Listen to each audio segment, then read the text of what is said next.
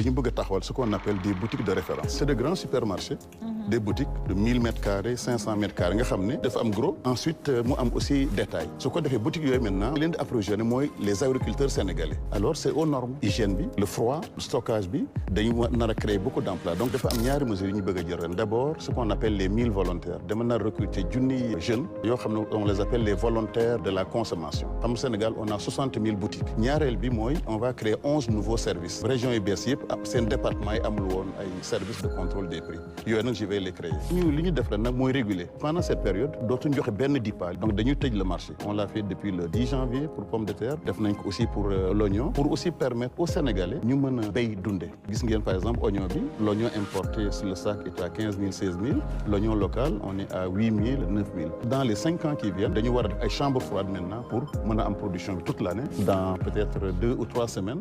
On va inaugurer l'une des plus grandes usines de production de tissus, de production de jeans, de production de... Donc on travaille plutôt sur ça. Soo xoolee dans le passé amoon nañu beaucoup d'industries textiles yi tëj. Sotiba Simpafric, Icotaf certainement, Sotexka. ñun suñu rôle mooy fexe ba industrie yooyu mën a ñëwaat non seulement pour le Sénégal mais aussi pour toute l'Afrique. ñu nekk un pays qui exporte. Je n'aime pas le terme autosuffisance.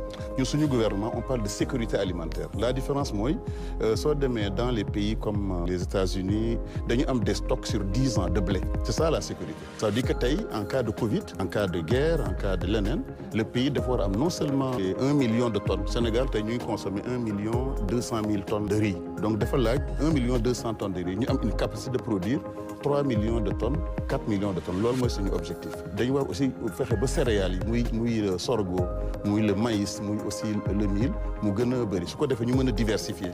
Parce que suñu alimentation suñu focaliser trop ci ceeb comme Sénégalais surtout sama mbokk njaayeen yi voilà dañoo voilà donc il faut que ñu diversifier ko donc soo bëggee dugg dans l'agroalimentaire li ñuy demander xale yi d'abord mooy nañ fexe bu am xam-xam d'abord. Ingénieur agronome ak technicien c'est un métier. Absolument. Donc koy def d'abord da nga war a def une formation soit en ligne war a dem dans une école horticulture parce que plante muy pomme de terre muy oignon dafa am dund ni ñuy amee nutrition humaine.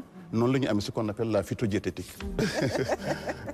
C'est vrai. Disons que j'ai fait toute ma carrière ci dans la recherche scientifique parce que bi ma demoon jàngi à Londres lépp loo xam ne affaire science alimentaire la ci loolu laa nekkoon. Effectivement j'ai inventé beaucoup de produits xam ngeen Cerelac pour les bébés. Oui. Cerelac 1000 ça c'est mes brevets. Am na effectivement beaucoup de brevets yoo xam ne c'est dans les 27 pays de l'Union européenne, en Chine, au Japon, un peu partout. Li ma gën a def mooy lépp loo xam ne c'est africain. C'était mon problème quand j'étais parce que man rek ma nekkoon chercheur africain.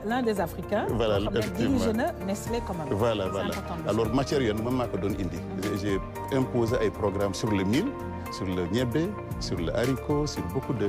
Je me souviens quand je faisais ces brevets là dañu jël yenn produit jox ko ay souris beneen Cerelac yi ñu defee ay blé ñu jox ko ay souris bi ñu gisee ne bu dugub bi les rats là ci lañ gënoon di màggee ñu ne ma non lii daal doy na waar il faut ñu recommencer waat ko. On a dû le faire 2 ou 3 fois. C'est juste pour montrer que les jeunes africains dañu war a wone bañ a complexé. Yoo soo jëlee ay feuilles yu garab. Par exemple mën nañ ko développer à part feuilles rek mën nañ la defal ay garabu mango soxlaatuñu nga jël ay xoox wala ay grains pour di ko semer.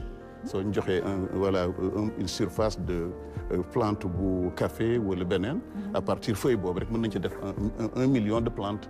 Donc façon yooyu laa doon liggéey. Notre gouvernement avec le ministre de l'Agriculture on a un projet boo xam ne dañu bëgg a defar à peu près 40 magasins sur l'ensemble du territoire. Parce que tey on n'a plus besoin d'importer. Li ñu tax ñu importer c'est parce que on ne peut pas stocker. On n'a pas le stockage froid au niveau de ces 3 produits muy oignon, pomme de terre ak carotte. Le fait ñu boole le ministère de l'Industrie et du Commerce c'est une innovation. En fait dañoo gis ne soo bëggee développer industrie il faut nga protéger ko par le commerce. Ce qu'on appelle la défense commerciale. Maanaam da nga war a fexe ba produits yi nga xam ne dañuy ñëw di concurrencer les produits sénégalais il faut nga fexe noo koy taxer noo koy décourager ce qu'on appelle la défense commerciale. sama direction bi nga xam mooy la direction du commerce loolu mooy liggéeyam ñaareel bi mooy pour nga mën a développer industrie dëgg il faut aussi nga fexe ba ingrédients yi ñuy utiliser maanaam machines yi ak matière première da nga ko war a détaxer maanaam fële da ngay taxer pour protéger mais fii da nga koy faciliter. loolu moo tax notre gouvernement a décidé de faire ce qu'on appelle la territorialisation de l'industrie mooy li ngeen dégg mooy zone industrielle yi ñuy bëgg a def fii à Diamniadio am na déjà mooy bi am fële du côté de Sandiara. Quand j'étais maire j'ai fait 17 usines foofu mais léegi dañu bëgg yóbbu ko en Casamance yóbbu ko à Matam là on a du phosphate à Matam dañ ko bëgg industrialiser comme ça suñu mbokk tukkuleer yi toog à Matam n'est-ce pas. On va faire la même chose dans le bassin arachidier à Kaolack on va faire ça aussi en Casamance tous les produits alimentaires muy mangue yi muy le maïs muy l'arachide gis ngeen ren on a refusé d'exporter l'arachide sur tous les produits yi ngeen gis nag dañ ci am un plan muy les produits céréaliers les produits carnés les produits de la mer pour que ñu koy transformer fii et loolu mooy créer les emplois saa yu exporter say matières premières rek